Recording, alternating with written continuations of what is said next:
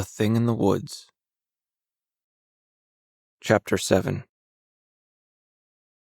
Lucy would barely look at me on the day after we found the body. I don't think that she was angry, she was just distant. She didn't say much to anyone except to try to assure us all that she was fine. She also didn't eat much. I don't think that I was doing much better. My mind was racing, trying to figure out what was wrong with me, and I couldn't spare attention for whatever comforting small talk my parents were trying to make with me. On and off throughout the day, I would fall asleep. Sometimes I'd even manage to stay asleep for a while before the sound of a gasp beside my ear would wake me up. I remember jumping in my seat in the back of my parents' old minivan, and my parents trying to comfort me. When I asked them who had gasped, they assured me that the only gasp they heard was from me. They told me that I'd gone through something very traumatic, and it was normal to have nightmares. But it didn't feel like a nightmare. It felt real. I heard what I heard, and it happened every time I started to get some rest. Lucy was in the back of the minivan with me, and when I jumped, she looked at me, but she didn't say anything. I can still see the expression on her face. She wasn't confused by my claims of hearing a gasp. She didn't appear to doubt those claims either. I saw fear in her eyes, and then she turned toward her window and fell back into whatever thoughts were troubling her. My parents didn't want me playing with my friends. Instead, we spent the day as a family, bowling and browsing through the library. My parents offered to take Lucy and me to the movies, but neither one of us wanted to spend 2 hours in a dark theater. The weird thing was that by the end of the day, I was beginning to get over the night before. So I'd had a bad dream. I'd freaked myself out. I'd done it before, right? The more time that passed, the more I managed to convince myself that it wasn't even that big of a deal. When it was time to go to bed, I just wanted everything to be normal. I needed for it to be normal, so I went through my nightly routine of getting into my pajamas and brushing my teeth, paying close attention to every normal detail. I could hear my mother talking to Lucy in the other room, trying to calm Lucy down so that she'd be able to sleep that night. I didn't want to hear this. I wanted things to be normal, so I turned the water on in the bathroom as I brushed my teeth and focused all of my attention on that sound. The noise was smooth and constant, which soothed me. Even after I was done brushing my teeth, I stood there listening to the sound of the water, looking into the eyes of my reflection until I began to feel myself drifting off to sleep right there at the sink. As my eyes began to close, I let my head drop, and the constant shh of the water was all that existed for me in that moment. No bodies, no fear, no recognition of the fact that if I fell asleep, I'd fall down and smack my head on the tile floor.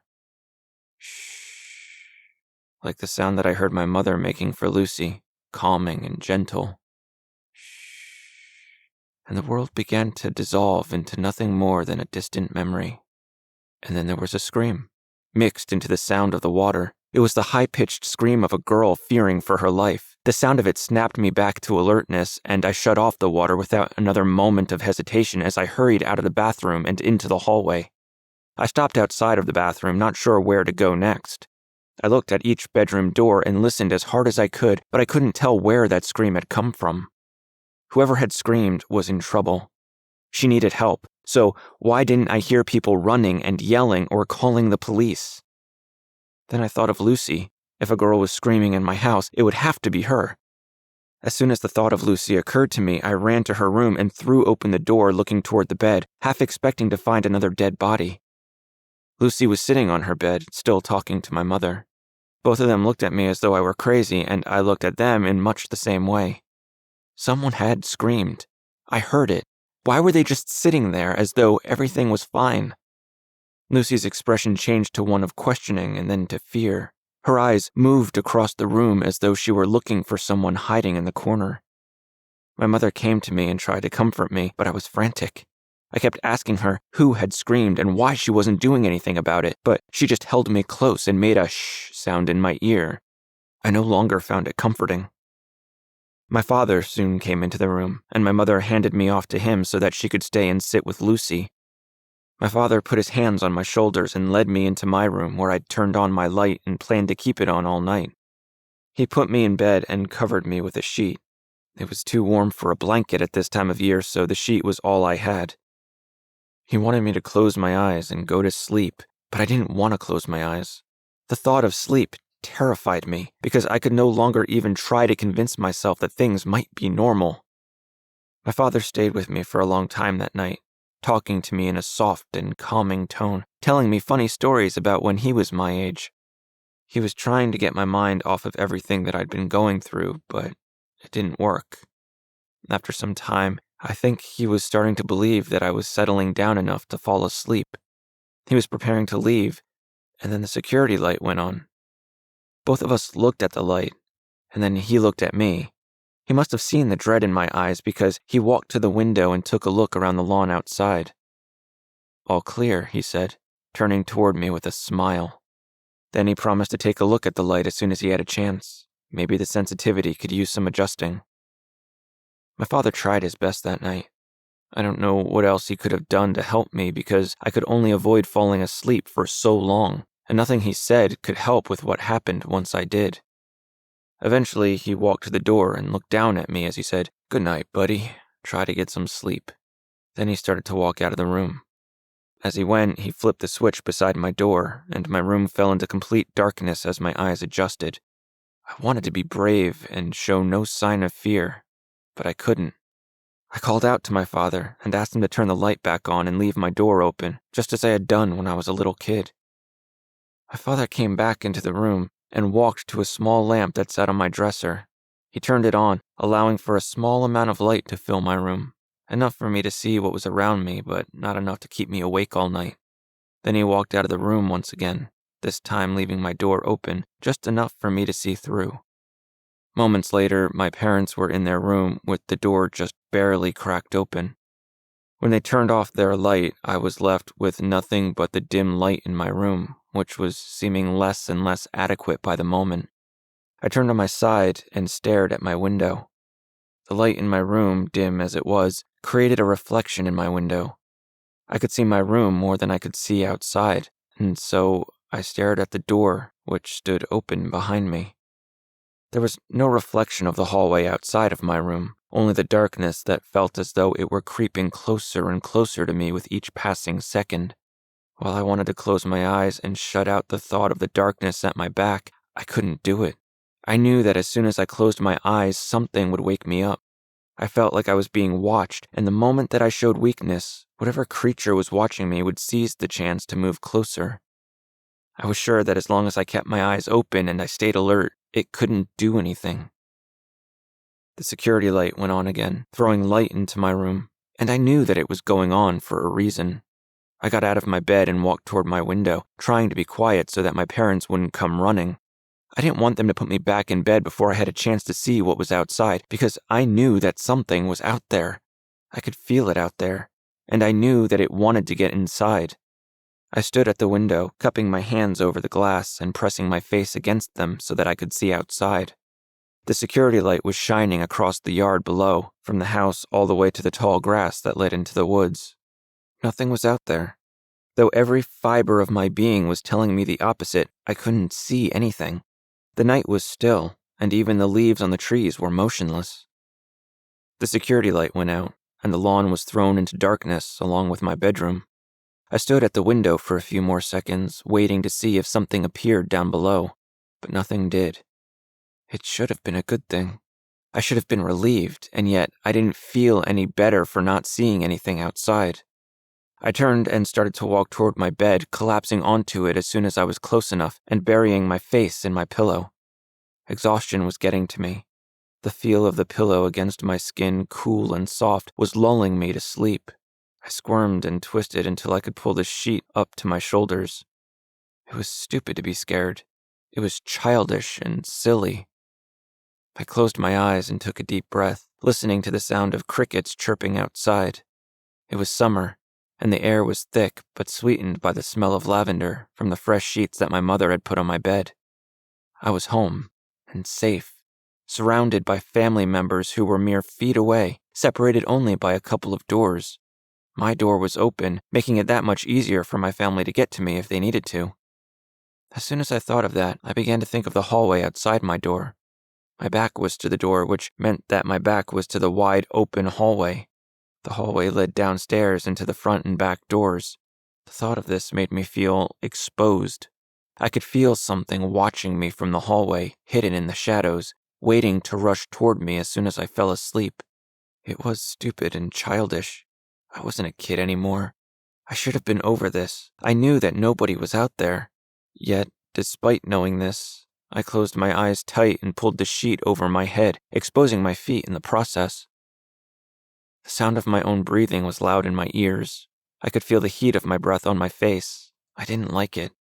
But I also didn't want to remove the sheet from over my face. As far as I was concerned, the thing that lurked in the shadows outside of my room now thought that I was asleep under the sheet. It might come near and stand over my bed, but as long as I didn't see it, and as long as it didn't know that I was awake, it couldn't harm me. It was stupid, I know, but this was what my tired, scared, childish brain was telling me. I could feel air on my feet, cooler than the air underneath the sheet. My feet were exposed and vulnerable, but if I pulled them under the sheet, the thing in my room would know that I was awake. In that moment, I realized that none of these rules made any sense. I had created them entirely in my imagination, along with the creature that I was so sure was lurking in my room. I was scaring myself, simple as that. Still, I didn't risk it by pulling the sheet off of my head or taking a look around the room. I stayed under there, with my eyes closed, listening to the sound of my own breathing until I finally started to relax. It took a long time, but I started to drift closer and closer to sleep, listening to the rhythm of my own breath, calm and constant. Outside, the crickets were still chirping. Across the hall, I could hear a hushed conversation between my parents. Everything was fine. I was safe. I could sleep. Except the conversation wasn't coming from across the hall. As soon as I realized this, I was once again wide awake, listening at full alert. I could hear it. People were talking. Their voices were so low that I couldn't hear much more than S and T sounds, but there was a conversation taking place. In my room. At the foot of my bed. Where my feet remained exposed. My first instinct was to hold my breath in an attempt to hear this conversation a little bit better. However, if I held my breath, they would have known that I was awake and listening.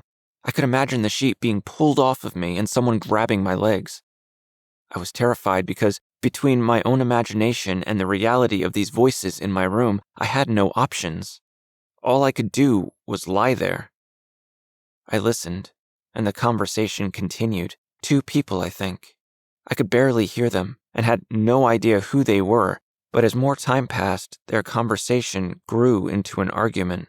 Though they still kept their voices so low that most of the words were unrecognizable to me, I did make out one word, repeated twice, and nothing more than a whisper. Tap, tap. It continued for hours, while I stayed hidden beneath the thin sheet, praying and waiting for the sun to rise. I couldn't stay awake the whole night, so as the chatter went on at the foot of my bed, I would doze off to sleep, only to be woken up by the sound of those 2 same words repeated again. Tap, tap. In the innermost part of my mind, I was telling myself to scream for help. Why wouldn't I call out when I heard voices in my bedroom? Why wouldn't I make a break for it and run to my parents? I wanted to do it, but in my half-asleep state, my body refused to respond to my orders. So I listened and I dozed, disconnected from what was happening around me. At one point, I opened my eyes and saw that there was light coming through the sheet. The sun was out, and as I slept, the voices in my room had gone away. My room was silent now, except for the sound of my own breathing, but I didn't trust the silence any more than I trusted the darkness. I kept the sheet pulled over my head, staring at the light and listening for other sounds within the house.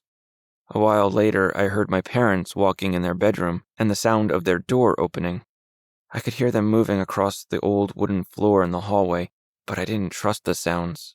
I didn't believe that I could take the sheet away from my face without seeing the eyes of the intruders looking down at me. I stayed there for a long time that morning, not sure how I would ever feel safe to get out of bed again. I don't remember what time it was when my mother decided that it was time for me to wake up. She sent Lucy into my room to get me. I could hear Lucy say my name, but I didn't respond to her. I could feel her sit on the side of my bed, and it terrified me. I remember shaking, squeezing my eyes shut, wishing that it would all be over. but not knowing when to accept that it was. Lucy pulled the sheet off of me. She was looking down at me, saying my name and asking me, "Are you okay?" For the first time since the night before, I turned and looked around my room. I saw nobody in there except Lucy. I could hear the sounds of life going on downstairs, and I started to believe that it really was my parents. It was daytime, and things were normal in the daytime. Monsters couldn't hide in sunlight. I believed that then. I don't believe it as much now. Once I was sure that the world was still the world, and people were still people, I sat up in my bed. I didn't say anything to Lucy, and she didn't say anything to me.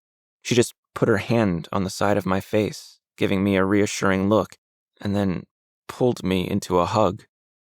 It was comforting to be in the presence of another human being that morning. However, the look that Lucy gave me assured me of 3 things. First, it was real. I wasn't dreaming, and I wasn't insane. Second, Lucy knew what was happening, which meant that it was happening to her as well. Third, it would happen again.